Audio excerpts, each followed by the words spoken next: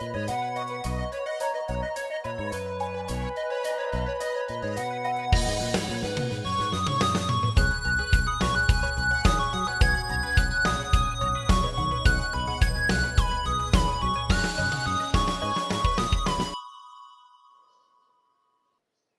Guys, welcome to happy fish keeping.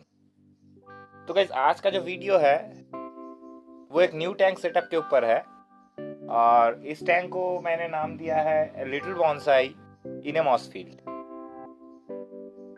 तो नाम से ही और थंबनेल से भी आप लोगों को पता चल ही गया है कि ये एक बेसिकली मॉस बेस्ड टैंक होने वाला है। तो टैंक डायमेंशन है 2 feet by 1 feet by 1 feet का। तो इसमें मैं बेसिकली दो किस्म का मॉस यूज़ करूँगा। एक तो है मोस्ट पॉपुलर जावा मॉस, जो कि बहुत ही इजी टू मेंटेन है एंड इजी टू ग्रो भी है। और सेकेंडली मैं जो यूज़ करूँगा वो है रिसिया मॉस। वो एक ब्राइट ग्रीन कलर का होता है। ये मैं एकदम लो टेक नहीं बोलूँगा, एकदम हाई टेक भी नहीं बोलूँगा, क्योंकि इसके लिए CO2 का रिक्वायरमेंट रहता है। तो बेसिकली ये दो मॉसेस लेके ही मैं ये टैंक सेटअप करूँगा। तो बिना देरी किए चलिए टैंक को सेटअप करते हैं और स्टेप बाय स्टेप आपको दिखाते हैं कि ये टैंक मैंने कैसे सेटअप किया। तो बेस में मैं जो रिसिया मॉस सेट करूँगा तो उसके लिए मैं कुछ टाइल्स का टुकड़ा ले लिया हूँ। आप कुछ भी ले सकते हैं। अगर आप रॉक्स में मॉस को टाई करेंगे तो वो रॉक का शेप में आएगा। अगर आप कोई भी फ्लैट सरफेस में उसको टाई करेंगे तो आपका कारपेट जो ग्रो करेगा वो फ्लैट ग्रो करेगा। It depends up to you कि आप कैसा शेप चाहते हैं, उसी हिसाब से। तो मुझे इधर एक प्लेन फील्ड बनाना है, तो that's why I am using the flat plates. तो गाइस, सबसे पहले जितने सारे प्लेट्स में मैं मॉस टाई करूँगा वो सब प्लेट्स को मैंने एक बार रफली टैंक में अरेंज करके देख लिया हूँ कि साइजेस वगैरह ठीक है या नहीं। तो सारे सिलेक्शन हो जाने के बाद मैं मॉस को टाई करूँगा। तो सबसे पहले हमें जो चाहिए वो है अच्छे क्वालिटी का और क्वांटिटी में, क्योंकि मुझे पूरा जो टैंक का बॉटम है उसको मॉसेस से फिल करना है। तो आपको ज़्यादा क्वांटिटी में मॉस लगेगा। जावा मॉस कम होने से भी हो जाएगा, लेकिन रिसिया मॉस आपको ज़्यादा लगेगा। बेसिकली जो आपका बेस है उसको फिल करने के लिए आपको क्वांटिटी में मॉस चाहिए। तो गाइस, रिसिया मॉस जो है वो जनरली फ्लोट कर जाता है, तो इसीलिए हमें रिसिया मॉस को बांध के रखना पड़ेगा। मतलब कोई भी स्टोन हो या कुछ भी हो वुड में हमको उसे टाई करके रखना पड़ता है, नहीं तो वो फ्लोट करके टैंक के ऊपर आ जाता है।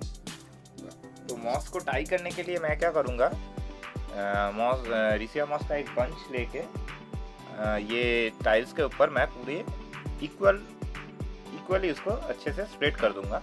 और उसके बाद जो नॉर्मल धागा रहता है, जनरली मैं यहाँ पे डार्क ग्रीन और ब्लैक कलर का यूज़ किया हूँ कि विजिबल ना, जितना हो सके कम हो। तो उससे मैं ऐसे क्रिस क्रॉस करके पूरे टाइल्स को टाई कर दूँगा। तो टाई करने के बाद ये कुछ ऐसा दिखेगा। लेकिन ये मॉस जब धीरे धीरे ग्रो करेगा तो ये सारे जो जितने सारे धागे हैं वो नज़र नहीं आएगा, वो उसका ऊपर से ही मॉस ग्रो करते रहेगा। तो डोंट वरी अबाउट दैट। तो ये रहा, एक प्लेट तो हो गया। सारे प्लेट का मेकिंग दिखाने का कोई मतलब नहीं है, एक ही चीज़ मैंने रिपीट किया है, सो दैट्स वाई मैं सारे नहीं दिखा रहा हूँ।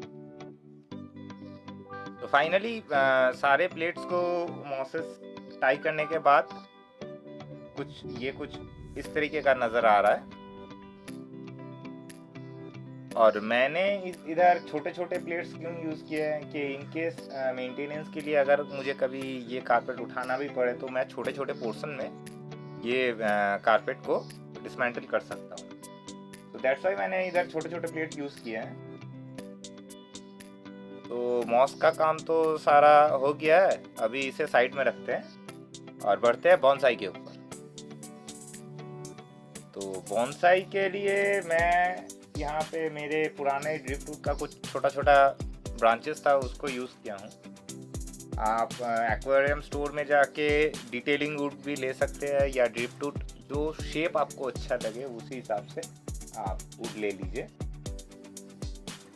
स्पेसिफिक डिटेलिंग वुड भी आता है अभी मार्केट में, तो वो भी आप ले सकते हैं। तो जितने सारे मेरे पास छोटे छोटे टुकड़े थे उस सबको मैंने पहले मतलब धागा से बांध के एक रफ शेप बना लिया है। तो ये शेप से मैं सेटिस्फाइड हूँ। तो चलिए इसको अब फाइनलाइज करते हैं। तो फाइनलाइज करने के लिए मैं क्या करूँगा, तो इसके जितने सारे भी जॉइंट्स हैं आप देख सकते हैं, मैंने उसे अभी धागा से बांध के रखा हुआ है। वो सारे जॉइंट्स में मैं अभी सुपर ग्लू और जो फिल्टर फ्लॉस होता है या फिर आप रुई भी डाल सकते हैं, वो गैप्स में वो रुई डाल के या फिर सुपर ग्लू से आप वो सारे जॉइंट्स को फिक्स कर दीजिए। अब बारी आता है जो जिसमें मेरा मॉस बैठेगा बॉन्साई में, मतलब मॉस का जो बेस रहेगा जिसमें मेरा जावा मॉस बैठेगा उसका बेस बनाने के लिए। तो इसके लिए भी मैं अगेन मेरा एक ड्रिफ्टवुड का जो थोड़ा बहुत मोटा ब्रांच था तो उसको मैंने सर्कल में ऐसे ऐसे कट कर लिया है। और सर्कल में कट करने के बाद मैंने उसे होल करके जो बॉन्साई का जो वुड है उसमें अच्छे से सुपर ग्लू दे के सेट कर दिया है। तो सेट करने के बाद ये कुछ ऐसा नज़र आ रहा है।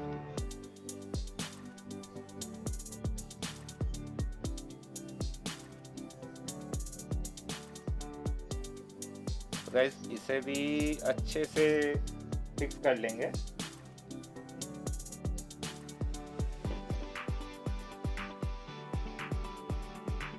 चलिए बॉन्साई तो रेडी हो गया। अब बॉन्साई में जितना सारा जावा मॉस है उसे हम अटैच करते हैं।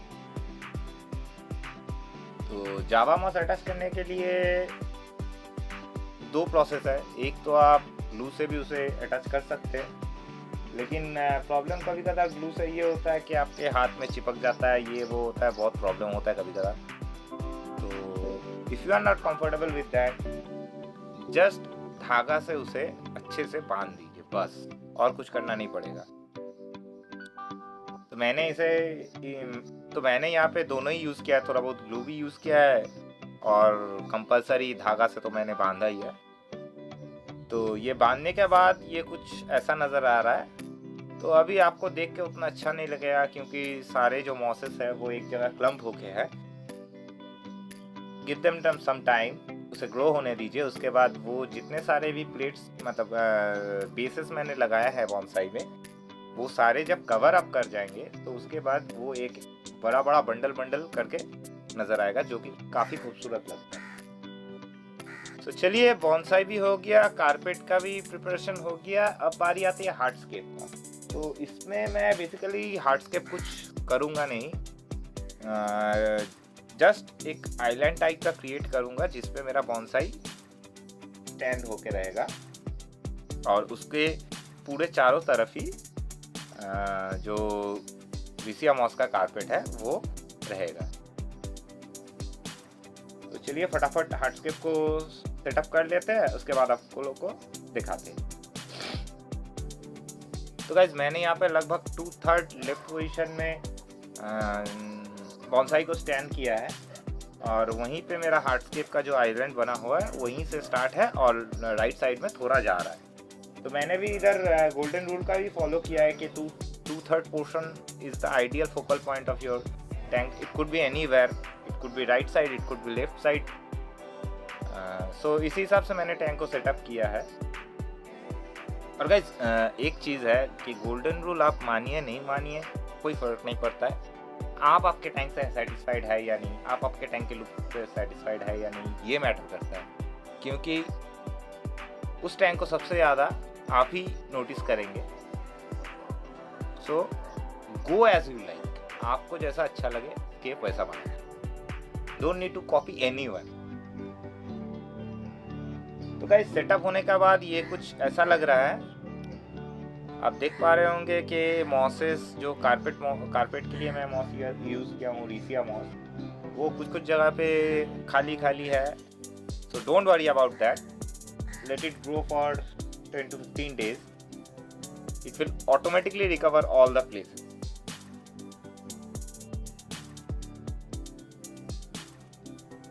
चलिए, टैंक तो सेटअप हो चुका है। अब इसमें पानी डालते हैं और टैंक को साइकिल भी होने देते हैं। तो टैंक साइकिलिंग के लिए मैं क्या करूँगा, इसमें मैं बेसिकली कुछ मेरा पुराना सम से कुछ बायोरिंग्स डाल दूँगा और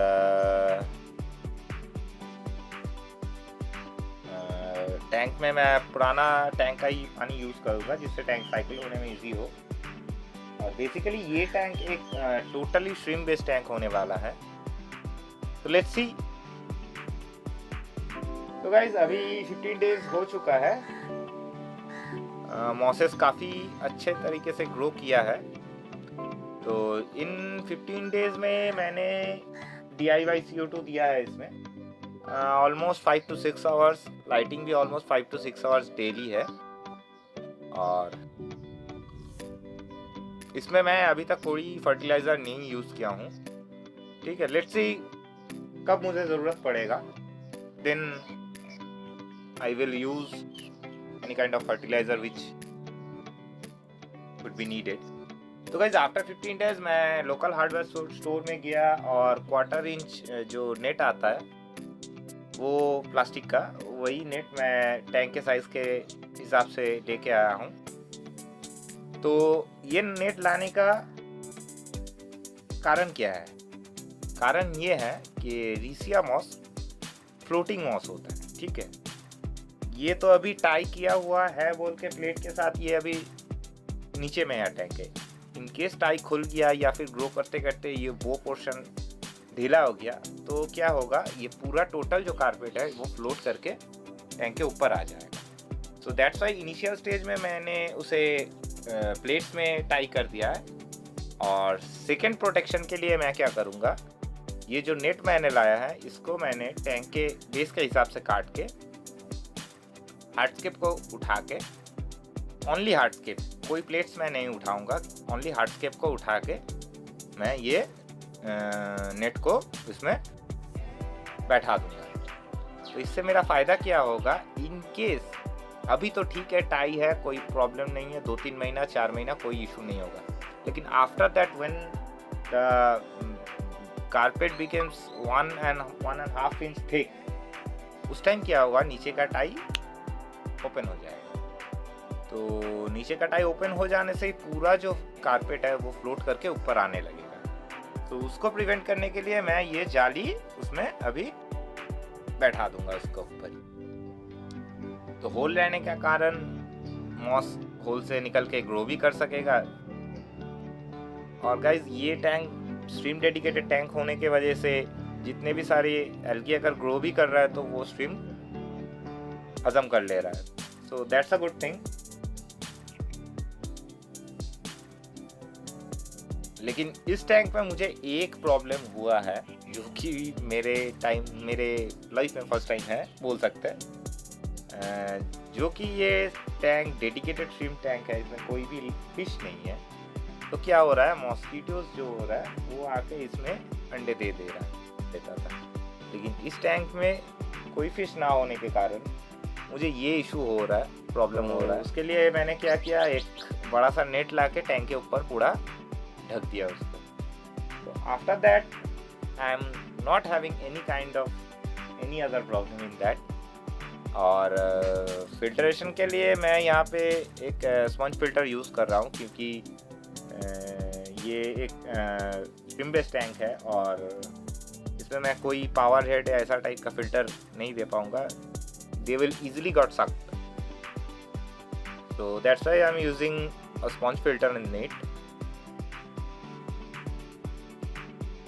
So guys, that is the little bonsai standing on the green carpet. तो guys, वीडियो अच्छा लगे तो वीडियो को लाइक शेयर और कमेंट ज़रूर करना और चैनल को सब्सक्राइब करना मत भूलना। और गाइस, जो लोग मेरे चैनल पे नए हो उन लोगों से मेरा रिक्वेस्ट है, प्लीज़ चैनल को सब्सक्राइब कर लो और बेल आइकॉन को ज़रूर प्रेस कर देना, जिससे कि आपको लेटेस्ट अपडेट मिलते रहेगा। So guys, that's all for today. मिलते हैं अगले वीडियो पे। तो तब तक के लिए keep your fish happy to happy your self.